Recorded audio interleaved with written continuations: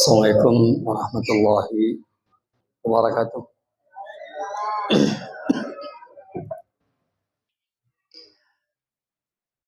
Jemaah sekalian yang semoga dirahmati oleh Allah Subhanahu wa taala. Alhamdulillah wa syukur ala ni'amillah. Pada kesempatan ini kita dapat bermajlis di majlis ini yang semoga dirahmati oleh Allah Subhanahu wa taala.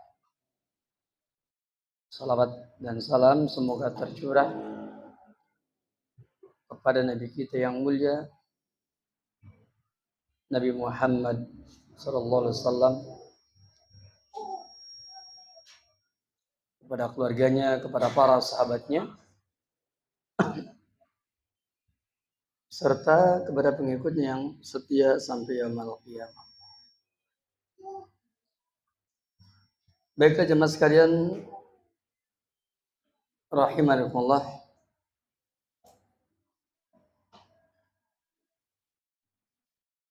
kita akan melanjutkan pembahasan kita, dan dalam kesempatan ini kita masuk soal yang ke-34 ya. As-su'al Arabi wa thalathun, ma halun Nabi sallallahu alaihi wasallam hinama dhammahu Jibril wa qara'a alaihi ayati suratil Alaq.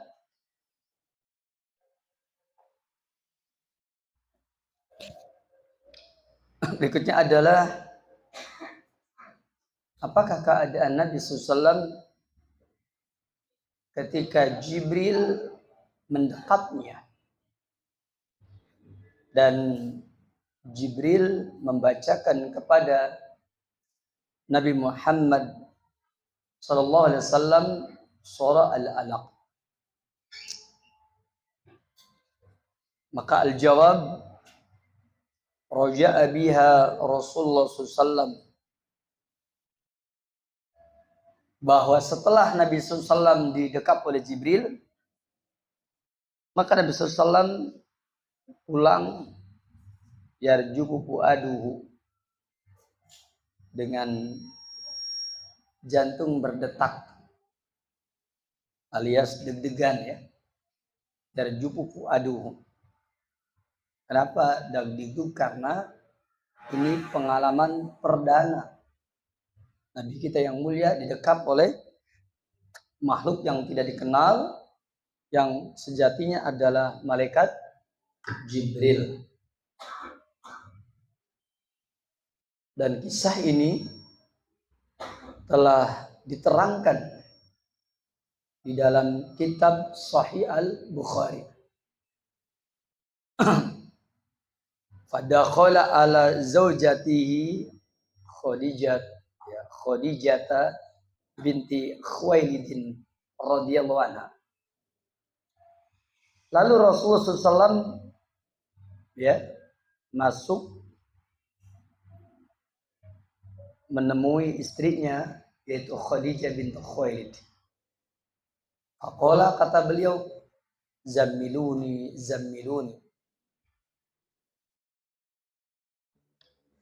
ai ya qutun,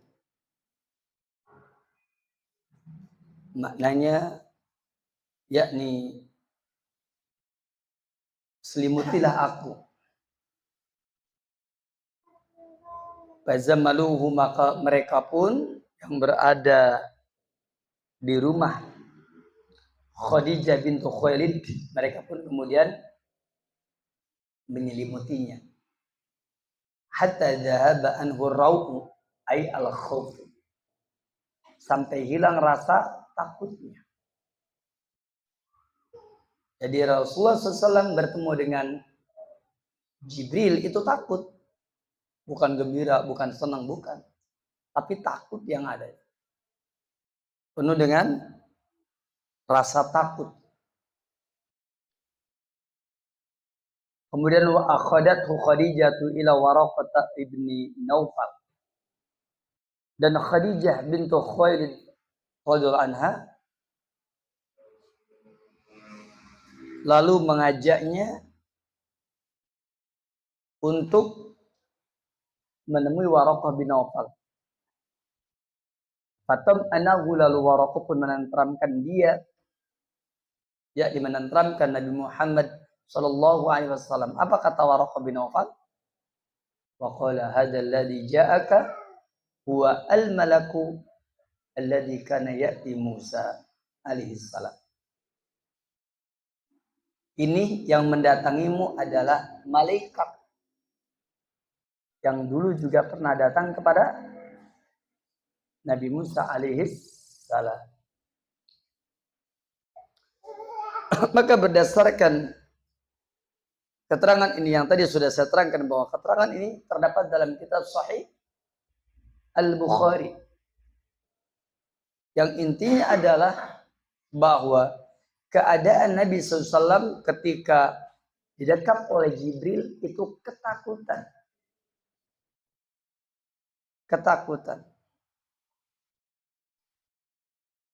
Dan rasa takutnya beliau, ya, yaitu rasa takutnya Rasulullah SAW ketika menerima wahyu ini betul-betul luar biasa.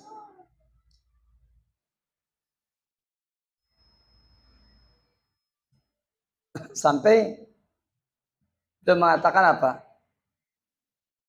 Kata beliau, laqad khasyitu ala nafsi. Sungguh aku betul-betul takut dengan diriku sendiri. Itu yang diucapkan oleh siapa? Oleh Rasulullah kepada Khadijah. Laqad khasyitu nafsi. Sungguh aku sangat takut dengan diriku. Dan kata-kata laqad khasyitu nafsi, sungguh aku betul-betul takut dengan diriku,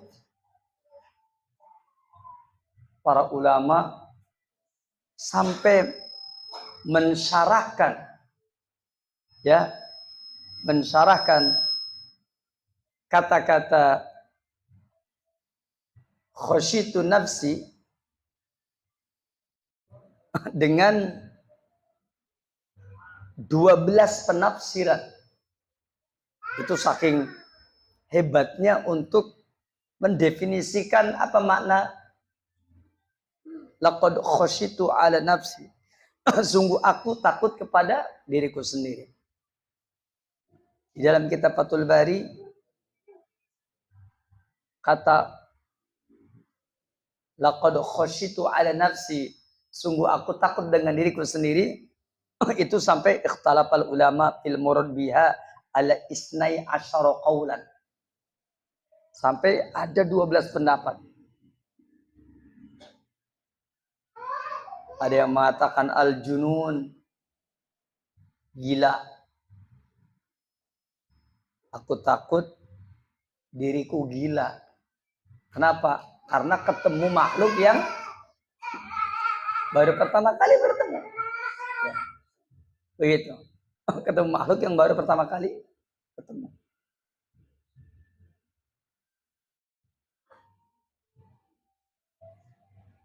Jadi seolah-olah dia khawatir ini jangan-jangan ya berkenaan dengan perdukunan. Ada lagi yang mengatakan ya bahwa apa yang dimaksud dari keterangannya adalah ya yakni maknanya al-hajiz.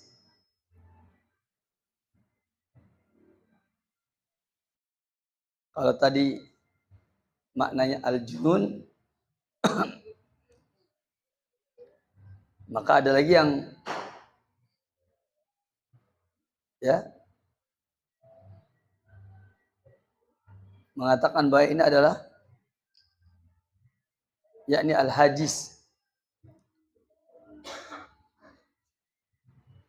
Dan masih ada beberapa kalimat-kalimat yang lain yang diterangkan oleh para ulama tentang makna tersebut.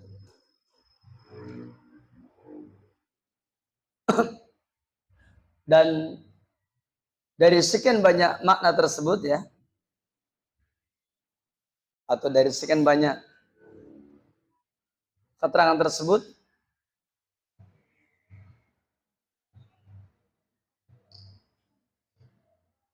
maka kemudian 12 pengertian tadi, baik al-hajiz yang kedua, yang ketiga al-maut, ya, min syiddatir ru'bi, yang keempat al-marad, yang kelima dawamul marad, yang keenam al-ajzu an hamli a'ba'in nubuwat, yang ketujuh al-ajzu anin nadhar ilal malak minar ru'bi, yang kedelapan ada musobri ala adha qawmihi, yang kesembilan an yaqtulu, yang kesepuluh mufaraqatul waton, yang ke-11 takdibuhum iyahu, yang ke-12 takbiruhum ya iyahu.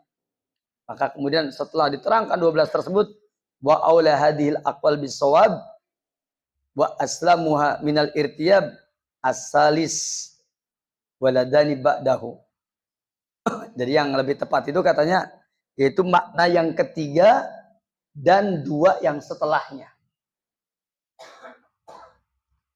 Apa yang ketiga?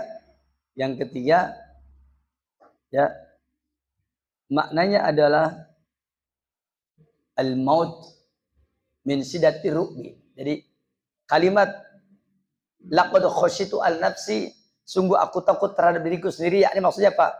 Mati aku karena saking takutnya. Laqad khasyitu al-nafsi ya. Maknanya adalah sungguh aku betul-betul seperti orang yang mau mati. Mati aku saking takutnya. Didekap oleh malaikat Jibril. Kayak antum aja, didekap oleh hantu. Kalau ada. Kalau Jibril kan nyata. Kalau hantu kan hayalan. Saking takutnya. Itu poin yang ketiga. Adapun poin yang dua yang setelahnya, yaitu berarti yang keempat dan kelima saya bacakan. Ya.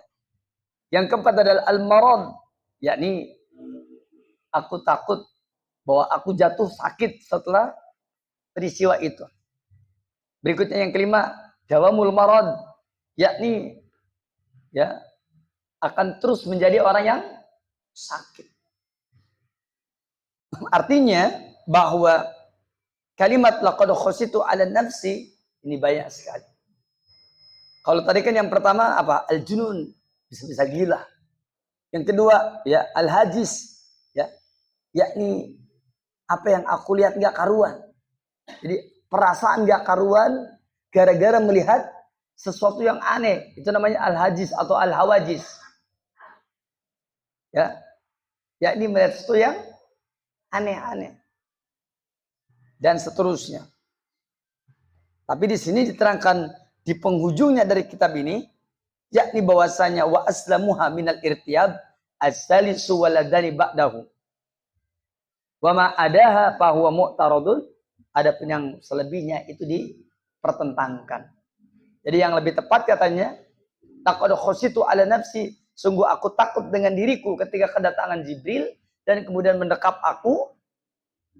Lalu kemudian dia bilang iqra, maka Nabi Muhammad menjawab, ma ana biqari'in, aku tidak bisa membaca, maksudnya tidak bisa membaca apa yang dia perintahkan. Seperti itu. Nah, hadis ini ada di dalam kitab Sahih Al-Bukhari, tepatnya adalah hadis yang ketiga dari kitab Sahih Al-Bukhari.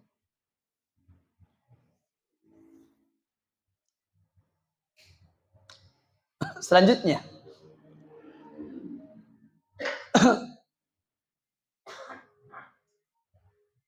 Kemudian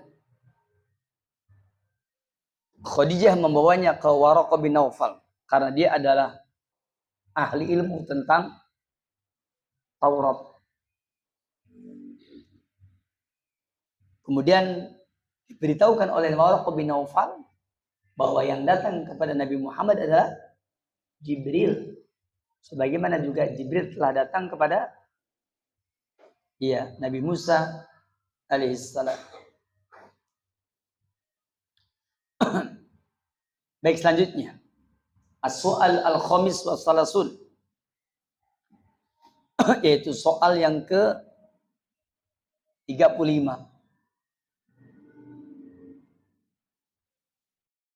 Man awalu man amana bi risalatin nabi, siapakah orang yang pertama kali beriman kepada risalah Nabi? Al-jawab, awailu man amana bi Nabi sallallahu. Adapun orang-orang yang pertama kali beriman kepada Nabi pertama, awal man amana min rijal Abu Bakar As-Siddiq radhiyallahu anhu. Bahwasanya orang yang pertama kali beriman kepada Rasul di kalangan laki-laki dewasa adalah Abu Bakar As-Siddiq.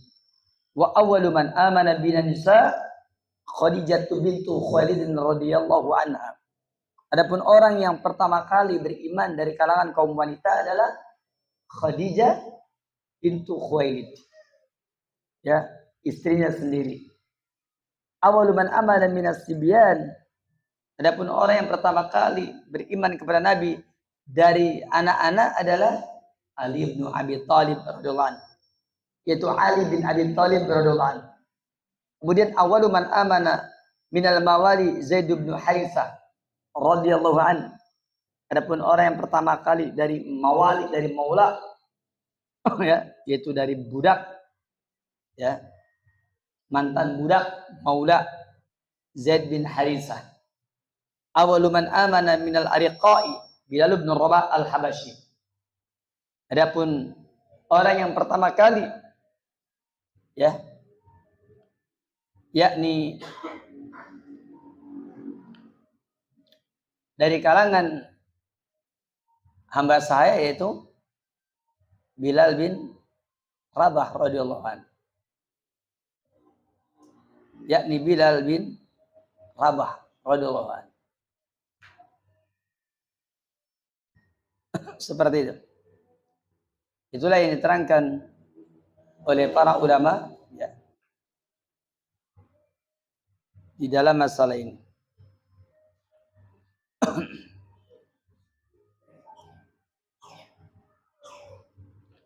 Selanjutnya jemaah sekalian,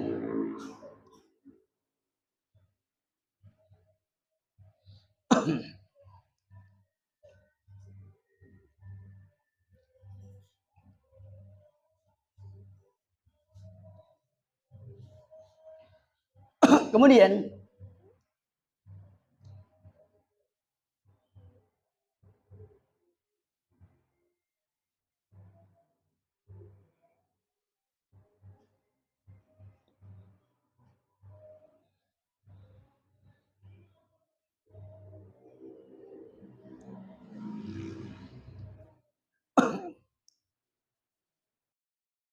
berikutnya jemaah sekalian rahimallahu, kenapa Abu Bakar Siddiq adalah sahabat Nabi yang pertama kali beriman kepada Rasulullah SAW? Jawabnya, karena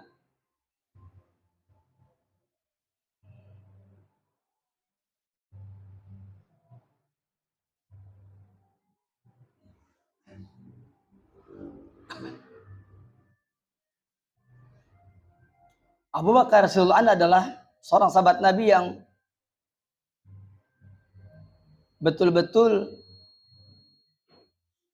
memiliki hati yang sangat mulia. Jadi Abu Bakar ini punya hati yang sangat mulia. Sampai kata Rasulullah SAW bahwa Abu Bakar ini ketika diajak kepada Islam, rata-rata orang kalau diajak ragu. Tapi Abu Bakar itu ketika pertama kali diajak saja tidak ragu.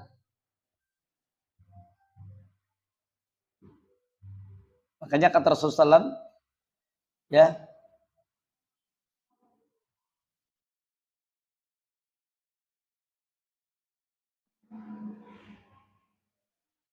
mada'autu ahadan ilal Islam illa kana lahu kabwah atau taraddud. Di dalam hadis yang sahih dan Bukhari. Tidaklah aku menyuruh seseorang untuk masuk Islam kecuali pasti ada keraguan. Illa Abu Bakrin, kecuali Abu Bakar. Jadi kalau orang itu diajak kepada kebaikan terus bilangnya entar ya, mikir-mikir dulu. Itu kalah itu dengan keimanan orang yang kalau diajak kepada kebaikan, oke, sepakat, setuju. Itu berbeda tingkat keimanannya. Ini diterangkan di dalam hadis dari Imam Al-Bukhari. Kata Rasul, "Mada'autu ahadan ilal Islam illa kanat lahu kabwah taradud illa Abu Bakar." Kecuali Abu Bakar Siddiq.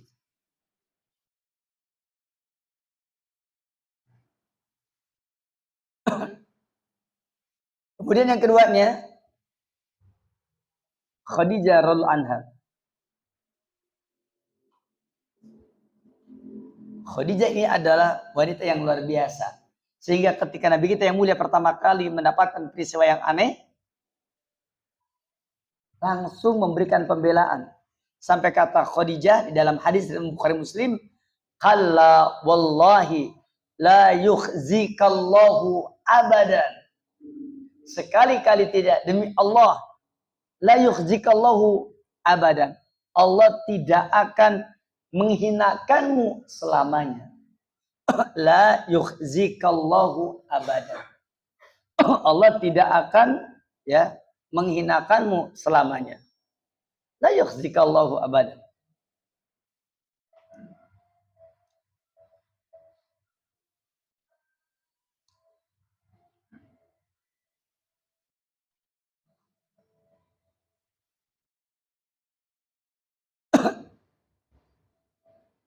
Kemudian yang ketiga yaitu Ali bin Abi Thalib radhiyallahu anhu.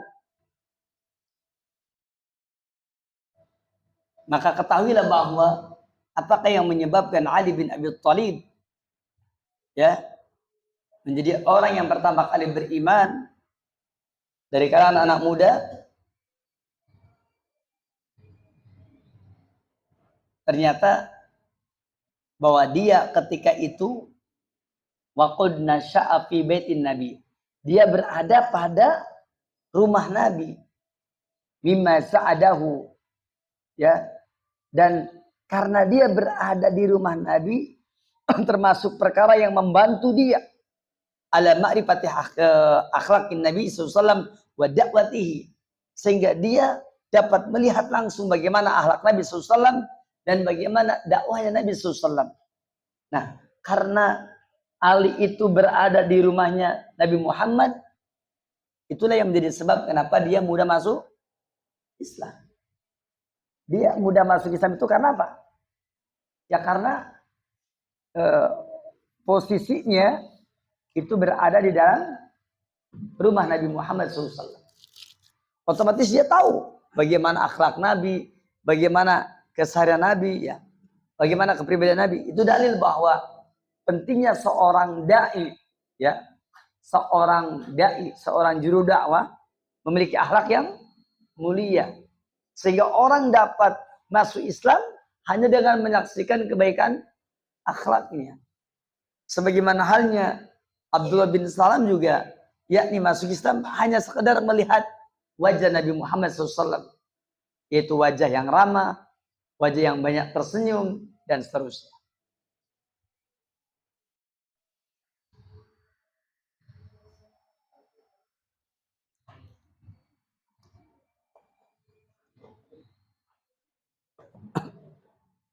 Begitu pula dengan Zaid bin Harithah. Ya. Dikatakan Zaid bin Harithah adalah maula Nabi SAW. Yaitu orang yang dimerdekakan oleh Rasulullah SAW. Maka ketika Rasul menawarkan Islam kepadanya, maka dia pun langsung menerimanya. Kenapa? Karena kebaikan yang diberikan Rasulullah SAW kepada Zaid bin Harithah. Bahkan Zaid ini kemudian diangkat sebagai apa? Anak angkat Rasulullah SAW. Dan begitu pula dengan Bilal bin Rabah. Ya. Ketika ya beliau masuk Islam,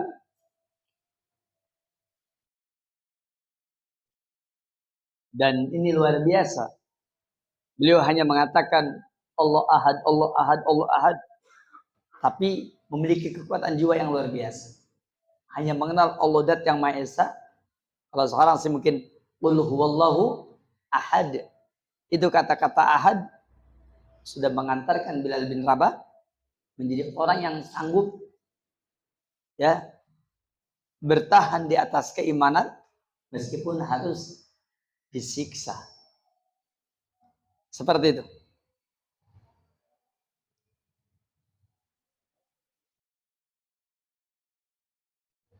Selanjutnya, pada soal yang ke-36, soal as-sadis wa falasun, man alladhina da'ahum Abu Bakar As-Siddiq wa aslamu ala yadayhi. Siapakah orang yang diajak oleh Abu Bakar As-Siddiq dan mereka masuk Islam di tangan Abu Bakar As-Siddiq? Pertama Utsman bin Affan masuk Islam, wasilah Abu Bakar As-Siddiq. Ini dalil bahwa tidak setiap orang masuk Islam lewat tangan Rasulullah. Ini buktinya masuk Islam lewat tangan siapa? Abu Bakar Siddiq. Siapakah dia? Utsman bin Affan radhiyallahu anhu. Siapakah dia? Zubair bin Awam. Siapakah dia? Abdurrahman bin Auf. Siapakah dia? Sa'ad bin Abi Waqqas. Siapakah dia? Talha bin Ubaidillah. Ini semuanya adalah orang-orang yang awal-awal masuk Islam, yaitu Utsman bin Affan, Zubair bin Awam, Abdurrahman bin Auf, Sa'ad bin Abi Waqqas, dan Talha bin Ubaidillah. Dan ini juga dalil bahwa sebaik-baiknya da'i adalah orang yang terpercaya. Orang yang terpercaya, tidak suka berbohong, itu sangat penting. Kalau seorang da'i suka berbohong, dia tidak jujur, suka berbohong, tidak terpercaya, maka dakwahnya ya, tidak akan memberikan keberkahan.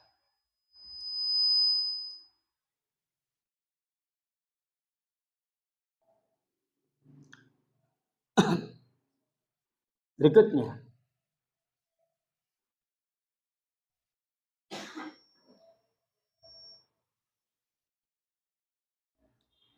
kemudian soal as-sabi' wa thalathun, yaitu soal yang ke-37, kaifa kanat ad-da'watu lil Islam fil bidayah?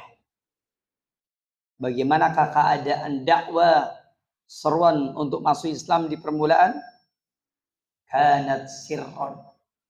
Dulu dakwah itu sir, sembunyi, tidak berterus terang. Itu awalnya. Wadzalika limuddati salasi sinin, dan dakwah sembunyi-sembunyi ini yakni kurang lebih selama 3 tahun. Wadzalika limuddati salasi sinin, itu kurang lebih berapa? 3 tahun. Summa amarahullahu azza wa jalla fi sanatir rabi'ah min mab'asihi. Kemudian Allah tabaraka taala memerintahkan Rasulullah pada tahun keempat, ya, min mab'asihi, dari ya diutusnya beliau, bi idhari da'wati wa i'laniha, supaya ya berterus terang ya dengan dakwahnya. Dalilnya firman Allah yang mulia, fasda' bima tu'maru wa a'rid 'anil musyrikin. Surah Al-Hijr ayat 94. Kata Allah tabaraka taala, fasda' bima tu'maru, berterus teranglah dengan apa yang diperintahkan kepadamu. Artinya kita diperintahkan agar berterus terang ketika memang kesempatan dakwah dengan terus terang itu bisa. Barakallahu fikum. Kira-kira kalau di zaman sekarang kita berdakwah terus terang bisa apa tidak? Bisa apa tidak? Bisa. Kalau kita sekarang ini dakwah langsung terus terang menerapkan manhaj salaf, kira-kira bahaya apa tidak? Hah? Ya. Ngomongnya tidak, tapi antum kalau ditanya hal antas salafi, jawabnya apa? Ya, isun ma apa belah. Ya. Isun ma apa belah. Yang penting mah Islam. Jemaah sekalian, yang malam ini rame-rame di mana-mana, muslim aku bukan? Ngakunya muslim. Ya. Tadi sepanjang jalan nih sudah banyak persiapan-persiapan. Ya. Kalau tadi dari apa? Dari Minhajul Muslim tadi, ya banyak sekali. Ada yang bakaran, ada yang apa. Ya, nyampe ke sini dangdutan. Luar biasa. Ini apa namanya? Ya, mayoran bakaran. Jadi itu menunjukkan bahwa umat Islam ini sangat bodoh sekali. Sehingga tidak mengerti agama seperti itu. Ya, persoalan negara kita memberikan ucapan itu urusan kenegaraan. Ya, itu urusan mereka. Tapi kita kaum muslimin, ya, saya tidak akan berbicara urusan kenegaraan. Nanti bicaranya kalau saya sudah jadi presiden nanti. Kalau sekarang masih jadi ustadz. Ya, nanti kalau disebut saya akan bicara. Ya. Dan saya mengingatkan kaum muslimin supaya apa? Supaya kita yakni memiliki sikap yang jelas, perhatian yang besar dengan agamanya. Jemaah sekalian, sudah terlalu banyak dalil yang menerangkan bahwa malam ini adalah bukan malam tahun baru Islam.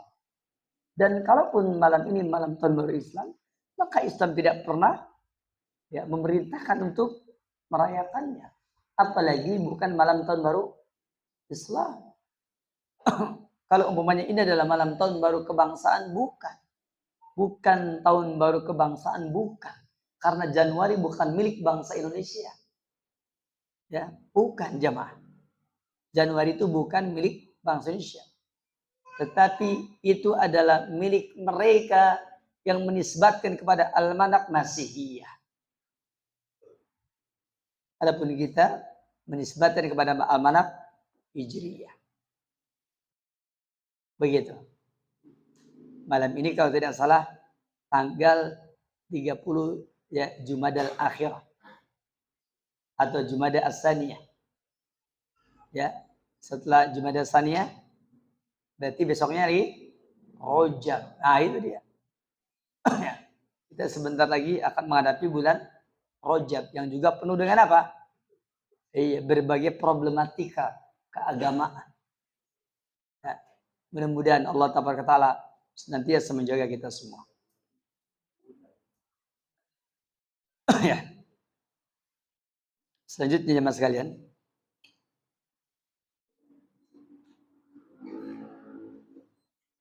Allah berfirman tadi, fasda bima tu'mar. Berterus teranglah dengan apa yang diperintahkan kepada kamu, wa a'rid 'anil musyrikin, dan berpalinglah dari orang-orang musyrik.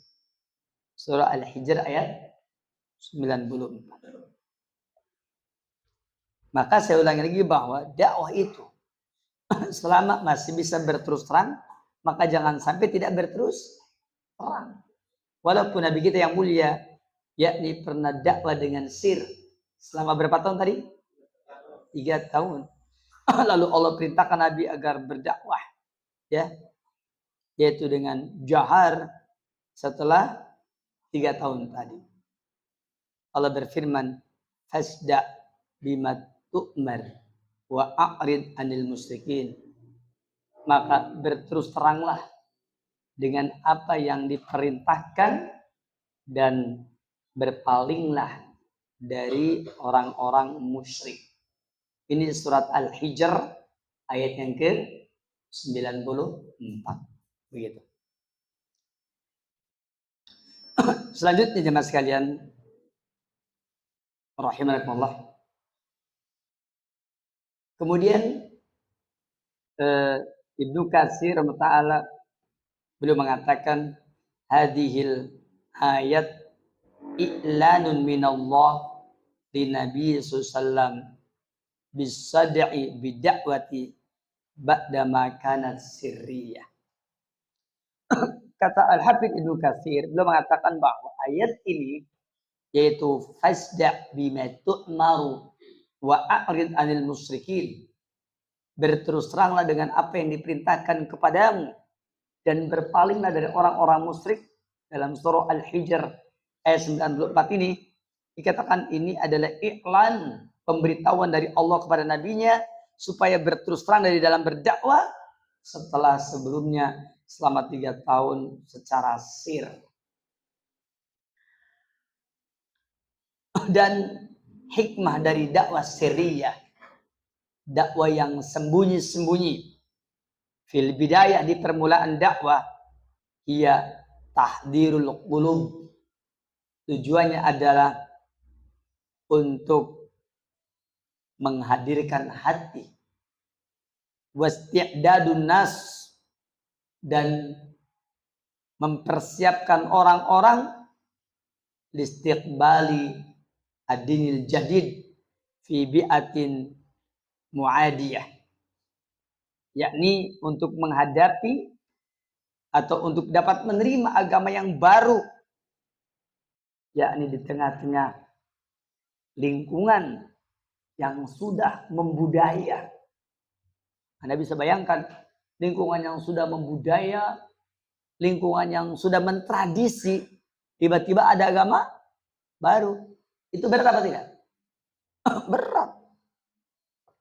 Saya kira sekarang orang enak menghadapi situasi yang sekarang terjadi di jalur Pantura nih. Awal-awal kami dakwah, kalau bahasa Inggrisnya leweng gonggong sima gonggong. Bahasa naon dah? Bahasa Sunda. Ini babad alas ini berat ya ikhwan. Ya. Awal-awal dakwah ini terasa berat.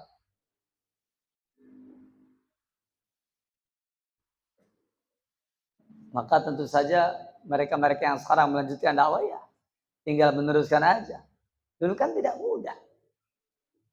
Ya, tidak mudah untuk mengawali dakwah ini. Namun karena pergerakannya serentak, yakni mereka kaum muslimin yang memiliki kesungguhan, ingin kembali kepada jalan yang benar, Allah berikan kemudahan, Allah berikan taufik. Jadi jangan dikira dakwah ini mudah. Dakwah ini ada timbul tenggelam. Dan dakwah itu memiliki fase. Dakwah itu punya fase. Dulu awal-awal dakwah itu, musuh-musuh dakwah itu jelas. Apa orang yang menentang dakwah kita. Awal-awal dakwah itu begitu. Berikutnya, musuh dakwah itu apa? Seperti di zaman Rasul dulu. Ketika di Mekah, kafir Quraisy terang-terangan menentang dakwah. Begitu berada di Madinah, yang menentang dakwah siapa? Orang munafik. Orang munafik kerjaannya apa? Hah? Bikin fitnah, bikin provokasi. Terhadap siapa? Terhadap da'inya. Siapa da'inya? Nabi Muhammad. Memprovokasi Nabi Muhammad. Ya, bukan hanya menjelek-jelekan Nabi Muhammad, bahkan juga menjelek-jelekan istrinya, bahkan juga bikin isu istrinya berzina, bahkan juga bikin isu dan seterusnya. Itu sudah nggak aneh. Itu orang munafikin. Begitu. Begitu pula kalau kita mertas jalan dakwah juga sama. Awal-awal itu musuh dakwah itu terang-terangan. Kesinikannya musuh dakwah nggak terang-terangan. Bisa jadi dia bersama dengan kita. Kemudian dia membuat hiruk pikuk, mengadu domba, membuat masalah di tengah-tengah, ya, yakni kemajuan dakwah ini. Itu sudah tidak aneh. Bahkan antum masih ingat kan, di zaman dahulu orang munafik membangun masjid, ya kan? Masjid apa itu? Masjid diror. Kalau bahasa sekarang apa?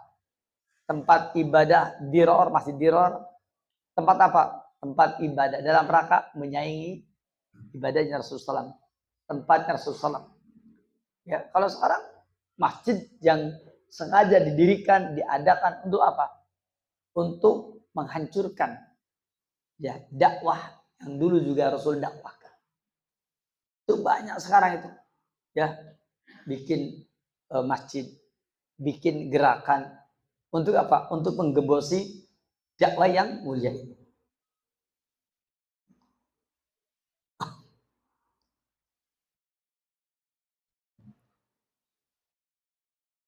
Selanjutnya kaifa kanat yang ke-38 ya as-su'al as-samin ya masalah sun aina kan Rasulullah yajtami'u bi ashabi sirran fi bidayati dakwah al-jawab fi dari al-Arqam bin Abil Arqam.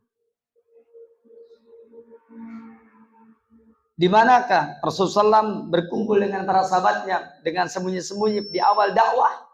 Jawabnya di rumahnya Al-Arqam bin Abil Arqam. Ini rumahnya Al-Arqam bin Abil Arqam. Kayak dulu pernah ada tuh gerakan Darul Arqam. Darul Arqam itu apa? Itu maksudnya ingin dakwah sembunyi-sembunyi. Di awalnya cuma Darul Arqam keburu kecium. Karena ternyata aliran sesat. Darul Arqam ya itu menjadi markas dakwah pada marhal Syriah. Di mana para sahabat Nabi mereka kumpul di sana untuk belajar Al-Qur'an dan menerima arahan Nabi Muhammad SAW. Karena itulah Darul Arqam ini letaknya dekat dengan Bukit Sofa di Mekah. Dan Nabi SAW telah memilih ya Bukit Sofa. Karena ada Sofa, ada Marwah ya.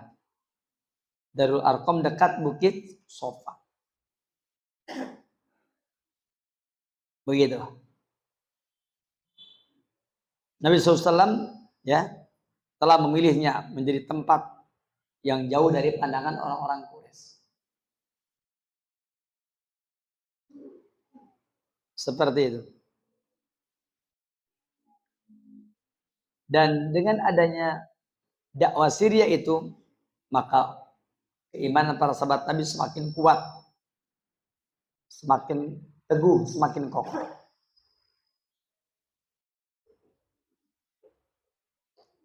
Demikian poin-poin yang diterangkan di dalam kitab ini. Mudah-mudahan bermanfaat, mudah-mudahan berfaedah. Saya kira cukup sampai poin yang ke as-su'al as-samin wa salasut. Dan dipersilakan barangkali ada pertanyaan. Dan insya Allah nanti kita akan teruskan dengan pembahasan di as-su'al at-tasi wa salasut. Soal yang ke-39. Dan di halaman yang ke-63. Wa sallu ala Nabi Muhammadin wa ala alihi wa sahbihi ajmain. Akhir da'wana alhamdulillah rabbil alamin. Ya. Kesimpulannya di tema. Ya. Berkaitan dengan usaha kolam renang. Kolam renang itu bagaimana hukumnya dari sisi syariat? Karena secara umum kolam renang itu kan banyak ini ya, yang Iya. Yang ditanyakan itu apakah halal?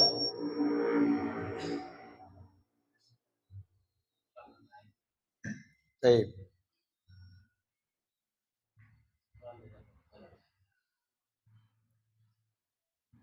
Barakallahu jamaah sekalian yang semoga dirahmati oleh Allah Taala. Bicara tentang apa namanya? Kolam renang.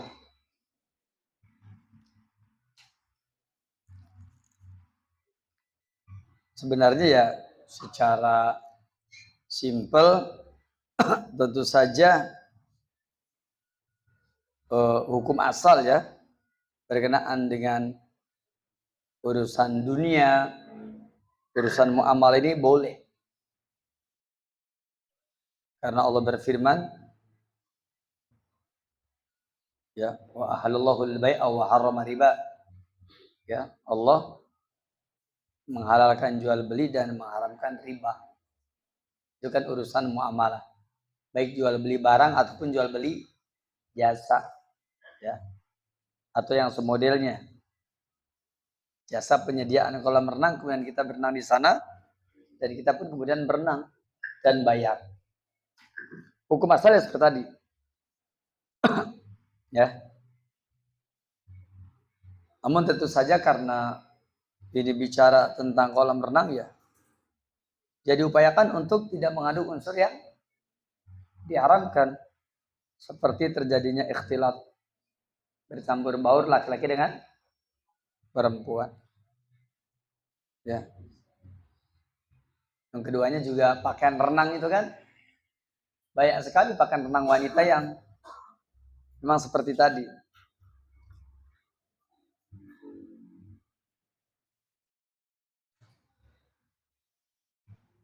Sedangkan kita semua diperintahkan untuk ya agar menyembunyikan perhiasan dan tidak memperlihatkannya bagi kaum wanita dan kaum laki-laki supaya yakni jangan melihat aurat kaum wanita. Jangan kan lihat aurat kaum wanita, bahkan juga melihat aurat laki-laki pun juga tidak boleh. Laki-laki melihat aurat laki nggak boleh. Kenapa demikian ya? Karena memang hal tersebut dilarang dalam agama kita. Begitu.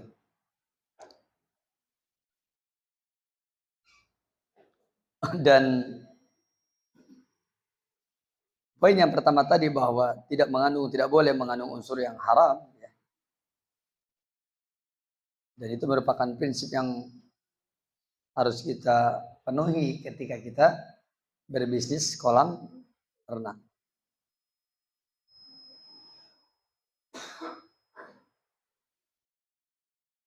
Jadi kalau kita berbisnis kolam renang ya kita harus harus betul-betul hati-hati. Juga ketika kita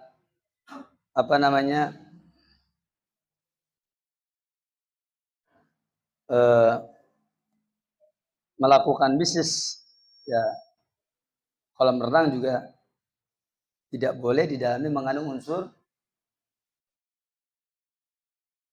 ya unsur-unsur yang memang dilarang di dalam agama kita.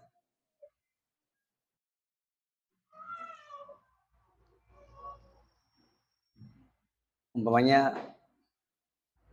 kalau tadi kan hukum asal bahwa yang namanya kolam renang itu boleh karena memang itu berkenaan dengan muamalah. Hukum asal muamalah adalah al-asl fil muamalat al-ibah. Itu boleh.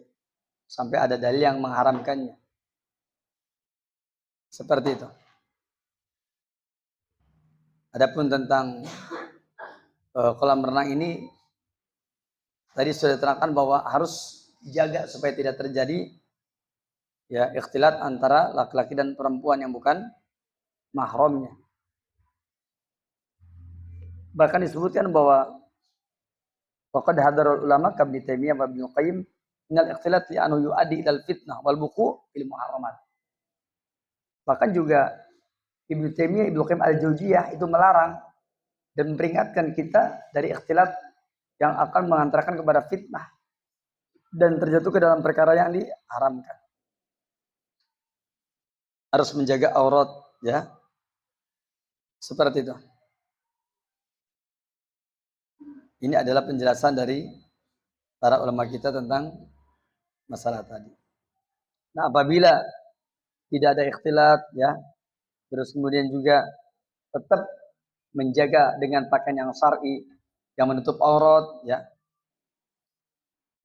Kemudian juga dalam hal tersebut terbebas dari adanya unsur ribawa atau kimar, ya, undian. Kan ada juga yang kolam renang di sana umpamanya ada perjudiannya, ada juga yang seperti itu, ya. Dan begitu pula dengan adab-adab yang lainnya. Jadi ala kulli hal berdasarkan penjelasan ini maka kalaupun dibolehkan ada persyaratannya. Dan sepertinya persyaratan itu agak susah. Begitu. Maka ya ada bagusnya setiap kita supaya apa? Ya, supaya berupaya untuk tidak melakukan bisnis yang di sana akan menimbulkan banyak kemadorotan, ya, atau banyak hal yang nanti akan melanggar syariat. Demikian barangkali wallahu taala a'lam. Jamaah sekalian, saya kira cukup insyaallah sampai di sini. Supaya antum bisa langsung tidur, pulang ke rumah, langsung tidur biar besok bisa melaksanakan ibadah salat subuh. Dan malam ini tidak ada yang paling indah kecuali tidur sampai datangnya waktu subuh atau sepertiga malam terakhir. Demikian, selamat tidur, ya. Tidak perlu kemana-mana dan tidak ada acara apa-apa karena malam ini adalah malam yang biasa saja, tidak ada keistimewaan, dan malam ini malah bisa menjadi sebab timbulnya persoalan-persoalan di masa yang datang berkenaan dengan tanggung jawab kita di hadapan Allah Subhanahu wa taala. Karena sekarang lagi zamannya banyak sekali orang-orang yang bicaranya ngaco kesana kemari yang tujuannya adalah memporak-porandakan Islam.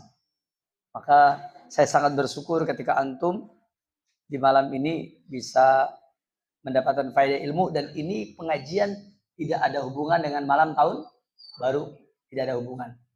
Ya, ini adalah kajian yang memang sudah biasa kita laksanakan setiap Selasa malam Rabu, bukan karena malam ini malam tahun baru.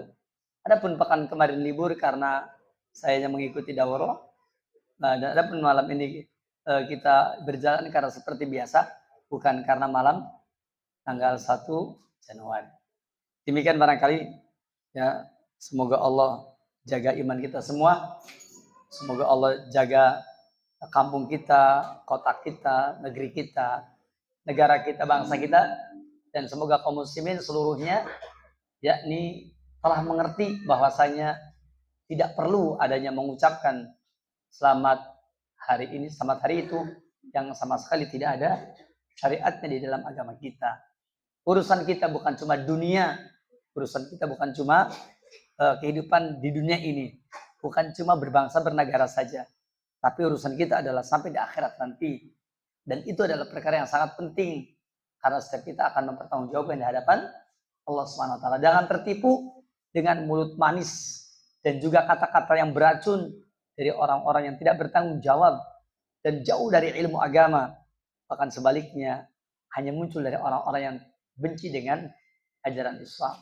Demikian kita akhiri dari sini. Subhanaka wa bihamdik, asyhadu an la ilaha illa anta, astaghfiruka wa atubu ilaik. Assalamualaikum warahmatullahi wabarakatuh.